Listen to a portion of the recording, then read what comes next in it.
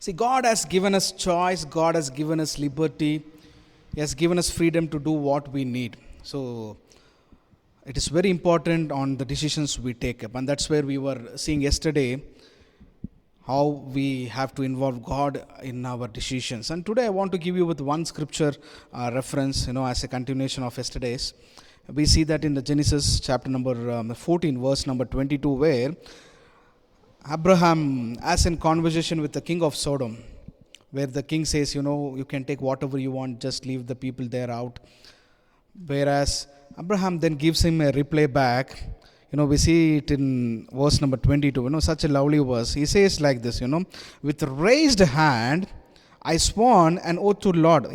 He's talking to a man, he's talking to a human, he's talking to a king with the hands raised above, meaning he's having a decision there, he's taking up a decision, connecting God in the decision. Many of us tried, many of us fail in our decisions. At the result, at the end of the result, we see that our decisions are being wrong because we are not involving God in our decisions. How many of us do that? We decide, we have a right to choose, we decide and then come up to God stating, Lord, this is what my decision and please accept it. Rather than that, I would suggest you all, the moment you take your decision, that moment, that point of time, involve God in it. Many of us doesn't do that.